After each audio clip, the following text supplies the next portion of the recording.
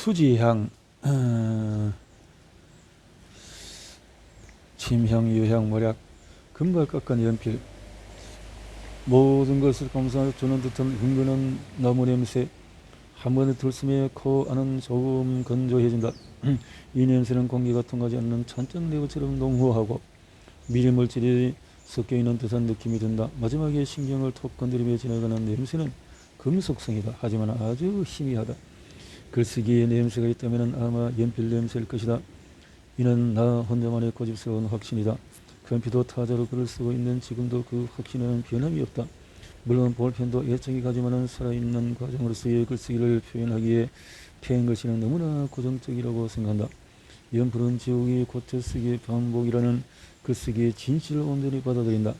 만약에 글쓰기라는 행위에 물질적인 형태가 있다면 그 형태는 언제나 연필처럼 생겼을 것이다. 연필. 이 냄새가 어떻게 내가 어린 시절에 맡았던 연필 냄새가 똑같은 걸까? 연필은 항상 똑같은 냄새가 나는 건가? 기억을 되새기는 것처럼 냄새를 맡는 것도 어떤 다른 공간으로 들어가는 듯한 느낌을 준다. 냄새는 접혀있던 구조물이 활짝 열릴 때처럼 모든 각도를 동시에 보여준다.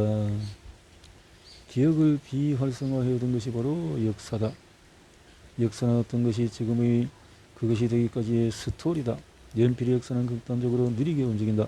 수백 년 동안 손톱끝만큼만 변해왔다. 냄새는 어떤 물건에 대한 아주 깊은 정보를 제공한다. 어쨌든 어떤 것의 냄새를 맡는다는 것은 그를 통해서 그것의 입자를 내 몸속으로 빨아들인다는 의미다. 삼나무, 다양한 나무로. 연필이 처음으로부터 나무 속에 흑연을 박은 형태로 만들어진 것은 아니었다. 처음에는 납합금으로 만든 가느다란 막대를 끈으로 감거나 종이로 말아서 만들었다. 16세기는 잉글랜드의 브로이델에서 매장력이 풍부한 흑연 광산이 발견되면서 흑연이 납합금을 대체하게 되었다. 흑연은 납합금에 비해서 더 진하게 써지면서 지우기도 쉬웠다. 그렇다면 흑연은 어쩌다가 연필 안으로 들어가게 되었을까? 최초의 제조 공정에서는 나무를 긴 막대처럼 가공해서 중간에 긴 홍을 판 뒤에 얇고 좁은 판 형태의 흑연심을 넣고 마치 흑연 샌드위치를 만드는 것처럼 그 위에 똑같은 모양의 나무 막대를 덮어 붙인 후 모서리를 갈아서 둥근 막대 형태로 만들었다. 이제 핵심으로 들어가 보자. 우선 흑연은 냄새가 없다. 내가 냄새를 맡아본 모든 연필의 흑연심에서는 점토, 왁스, 첨가제 냄새가만 났다. 사실 그 냄새는 단순한 물질보다는 역사적으로 더 중요한 어떤 냄새가 난다고 할 수 있다. 연필의 냄새는 글씨를 쓰는 동안에 나지 않는다. 글씨를 쓰는 그 사이에 연필을 깎고 지울 때에야 냄새가 난다. 연필에서는 향삼나무, 점토, 왁스 그리고 고무 냄새가 난다고 말할 수 있겠다. 냄새. 내가 연필 냄새를 맡던 최초의 순간을 기억할 수 있을까?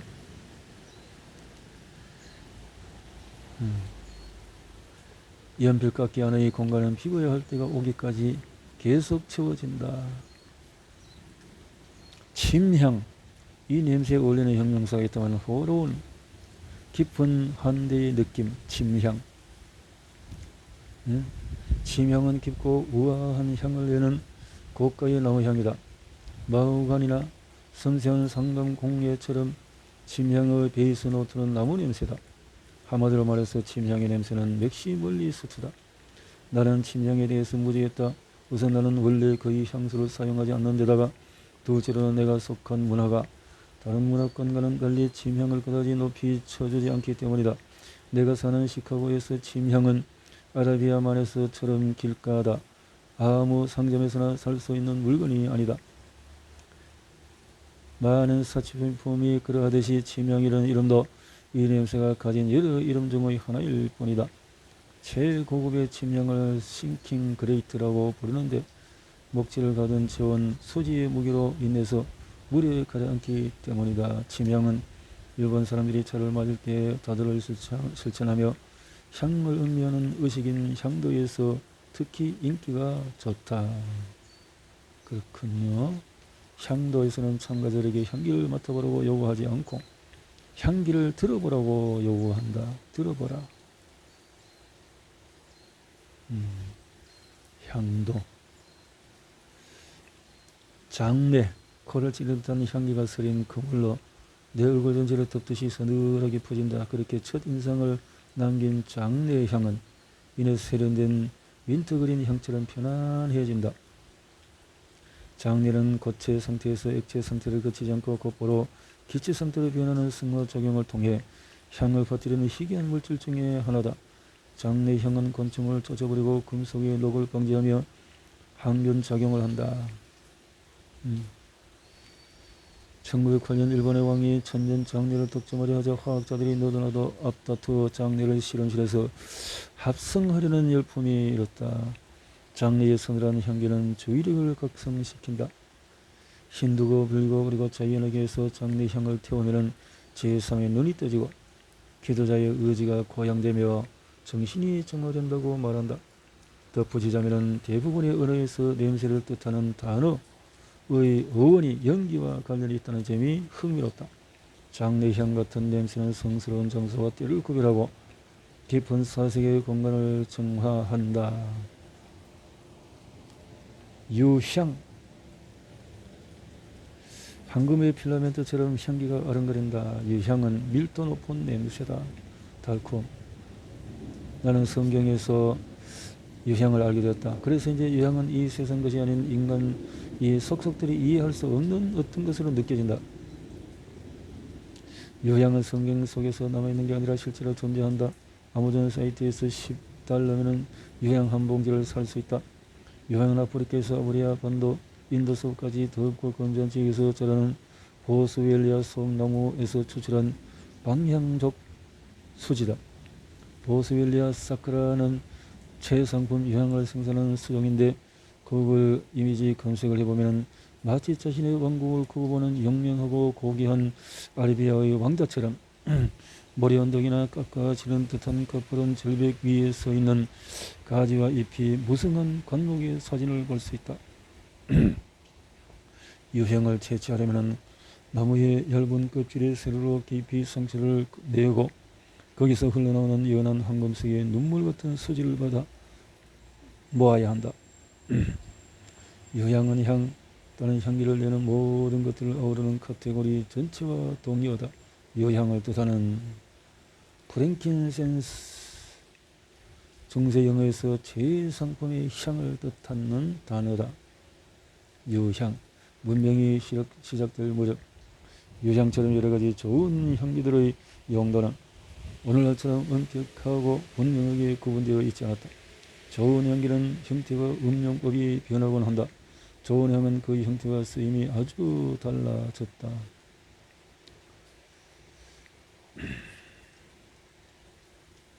유향의 향기를 맡으면서 나는 옛날 동국목사 시절과 지금의 현실 사이의 멀고 긴 점선을 천천히 더듬어 볼 생각이었다. 그러나 그 간격을 메우기에는 너무나도 많은 것들이 복잡하게 얽히고 설켜 있었다. 나는 아마존 사이트에서 유향은 물론 유향을 태울 수 있는 작은 향로와 아마존 알고리즘이 추천해준 숯까지 구입했다.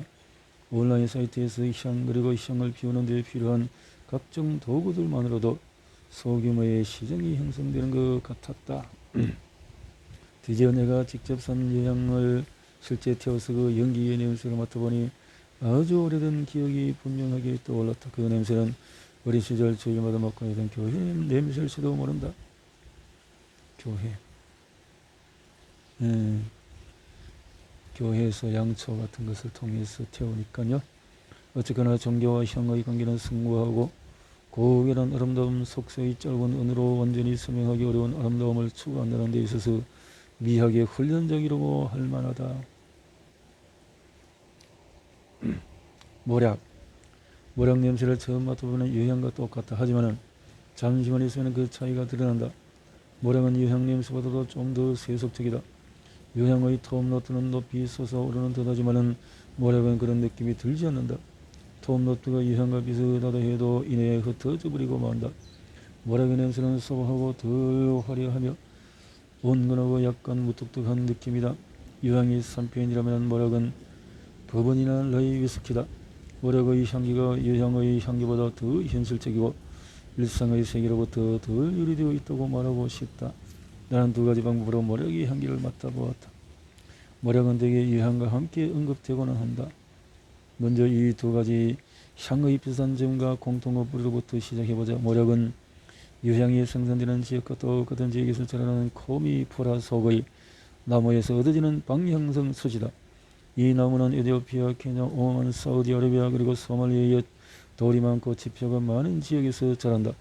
유향도 그렇지만 모략도 수지가 흘러나오도록 나무 껍질에 상처를 내어서 그 수지가 결정으로 굳을 때까지 기다린다. 모략의 맛은 매우 쓰다. 고대 사람들은 모략의 떫은 맛을 의료 목적으로 사용했을 것이다. 고체의 결정은 태우는 향으로 쓸 수가 있다. 모략은 고대 이집트 사람들이 의식용 향으로 사용하던 키피의 핵심적인 재료로 하나였다. 카피의 레시피는 어떤 역사적인 문헌에 따르느냐에 따라서 달라진다. 디오스코리데스의 레시피에는 모략, 꿀, 포도주, 건포도, 주니퍼, 송진, 창포, 골풀, 이전에 어떤 것인지 알 수 없는 아스팔라토스라는 식물이 들어있다. 이집트의 카피 레시피에는 카시아와 계피, 바카, 해나, 미소마, 나무, 사무, 꽃, 유향나무 그리고 또 다른 나무의 수지가 들어있다. 미르라의 눈물은 죽음, 섹스, 말로 표현할 수 없는 충동 그리고 상처를 상징하는 강렬한 향으로 남았다. 냄새만 의지해서 방안을 돌아다녀보자. 우선 불필요한 물건과 위험한 기구를 정리한다. 이제 다른 방에 들어가서 어지럼증이 일어날 정도로 제자리에서 빙글빙글 돌아본 후에 연습을 할 때는 냄새 맡는 노력의 강약을 조절하며 움직이도록 한다. 양쪽 콧구멍을 모두 사용해서 입체적으로 냄새를 맡기 위해서 고개를 좌우로 움직여본다. 냄새.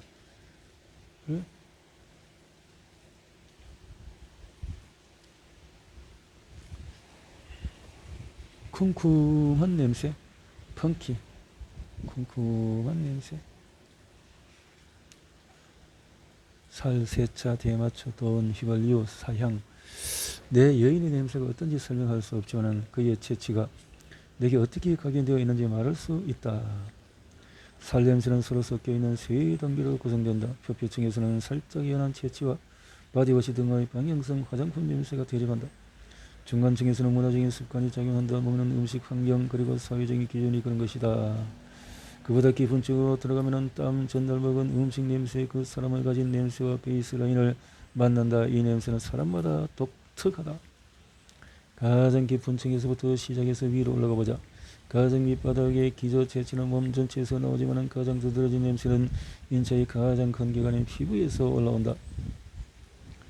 주조적인 적합체, 복합체라는 것이 있다. 줄여서 MHC라고 부르는데 인체 면역 시스템을 암호화하는 유전자 50개로 이루어진 집단이다. 레이첼 허츠는 자신의 책 욕망을 부르는 향기에서 이렇게 썼다. MHC 유전자는 자연 속에서 볼 수 있는 가장 값진 유전자다. 나만의 MHC 유전자는 내 면역 시스템의 기초가 되는 유전자형을 형성한다. 겨드랑이 냄새는 기도의 향기보다 섬세하다. 물론 냄새로 짝을 찾는 것 말처럼 그렇게 단순하지가 않다. 경구용 피임약을 복용하면 여성의 냄새 취향이 바뀔 수도 있다. 피임약은 여성의 몸이 임신 상태인 것처럼 화학적인 속임수를 쓰기 때문에 이 여성들은 MHC 프로파일이 자신과 비슷한 남성의 체질을 선호하게 된다. 자신과 혈연 관계가 있는 남성들과 비슷한 체질을 좋아하게 되는 것이다. 피임약을 끊었는데 동시에 배우자의 체취마저 싫어진 혼란스러운 상황을 상상해보라. 이혼에서 냄새는 얼마나 큰 역할을 하는 걸까? 이혼. 페로몬일까? 꼭 그렇지가 않다.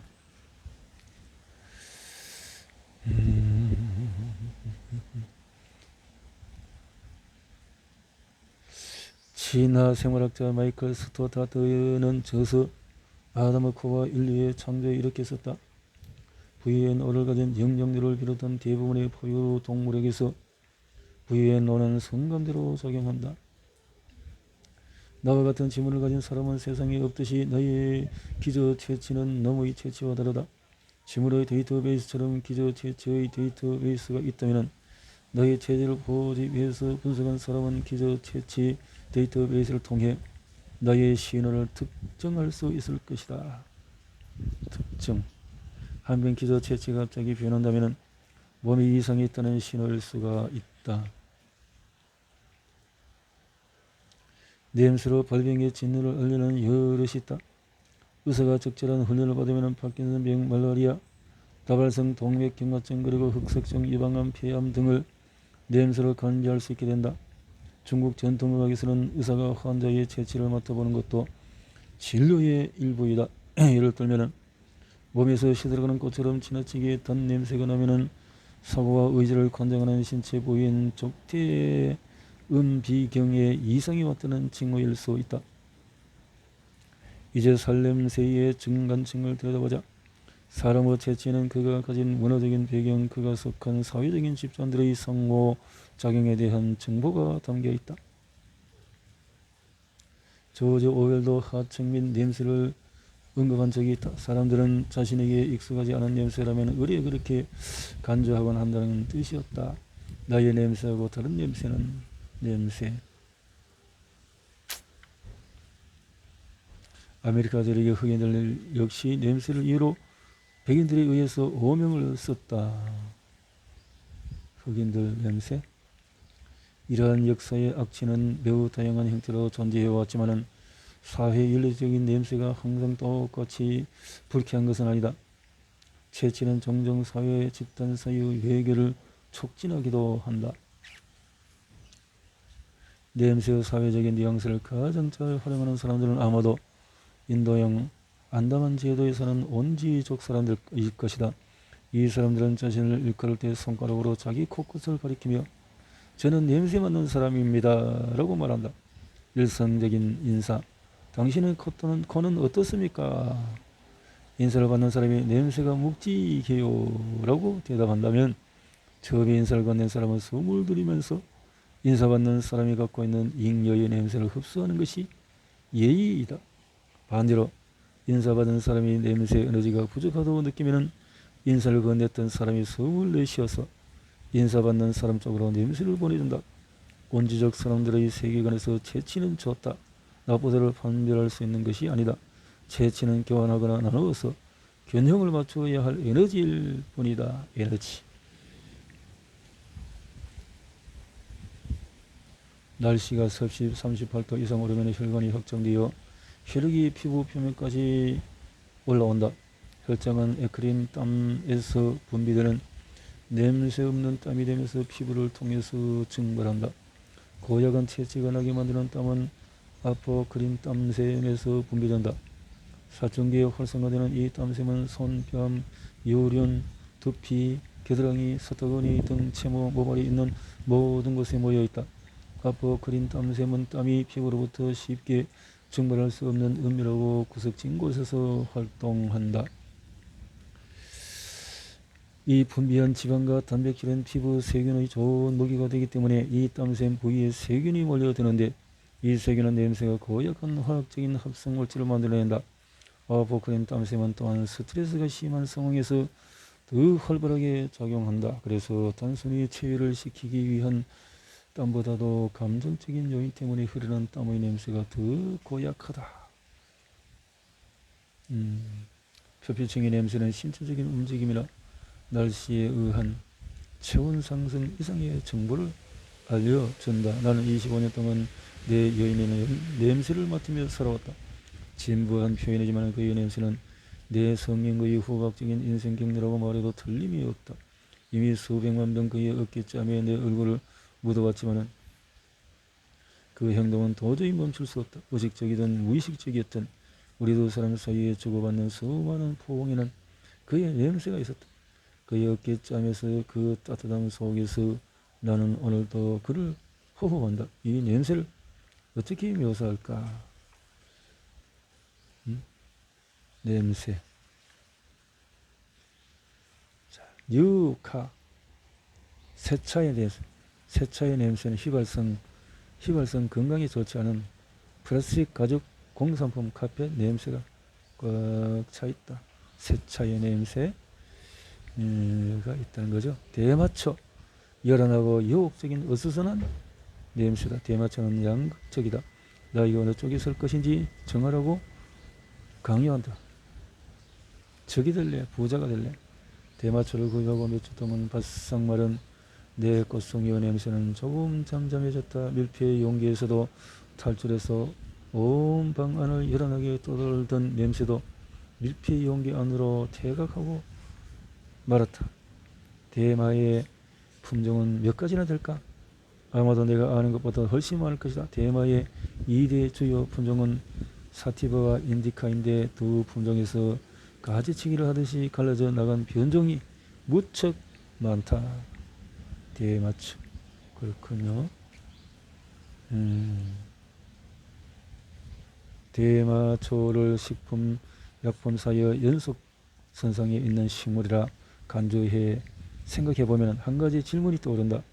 법률적으로 봤을 때 대마가 왜 아펜이나 코카인 같은 중독성 약물 같은 카테고리에 묶여 있는지 의아하다.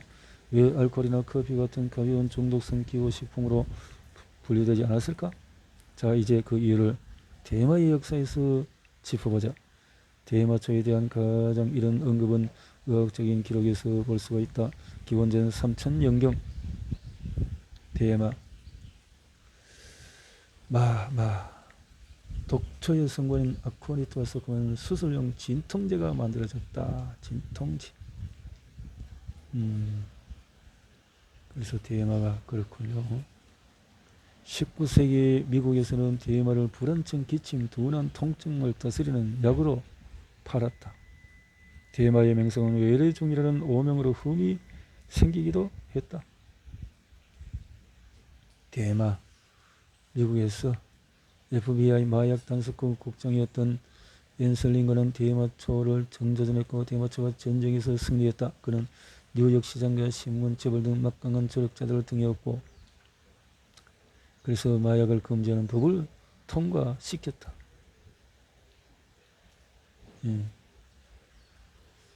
그렇게 했다는 거죠.